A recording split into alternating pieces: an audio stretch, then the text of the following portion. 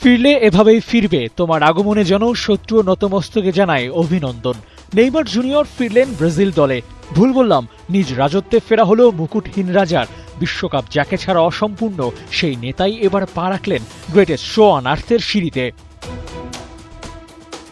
Allison বেকারের নাম থেকে শুরু, কার্লো আনচেলত্তি একটু একটু করে ধৈর্যের পরীক্ষা নিচ্ছিলেন ব্রাজিলিয়ান সমর্থকদের। নেইমার আছেন নাকি নাই সেই হিসেব কষতে যারা ব্যস্ত, তাদের থামিয়ে আনচেলত্তি বললেন, এই নাও, এনে দিলাম তোমাদের নেইমারকে, পারলে এবার আমাকে একটা শিরোপা এনে দাও। আনচেলত্তির প্যাডে জায়গা করে নিতে কম খড়কুটো পোড়াতে হয়নি নেইমারকে।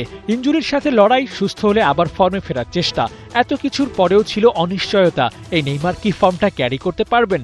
ভরসাটা যা রাখার কথা সে ঠিকই রেখেছেন। ওই যে বলে না, জহুরি স্বর্ণ চিনতে ভুল করে না, নেইমার তো সেই সোনা যাকে চিনতে ভুল করেননি কার্লো আনচেলত্তি।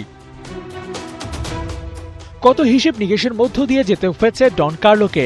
একদিকে নেইমারকে ফেরালে মিডফিল্ডে ভারসাম্যতা ফেরানো কঠিন, অন্যদিকে রেগুলার প্লেয়ার বাদ দেওয়ার ঝক্কি। নানান প্রশ্ন তো আছেই, কিন্তু ডনের আবার এত ভয় কিসের? নিজে যা ভাবেন সেটাই তো করেন।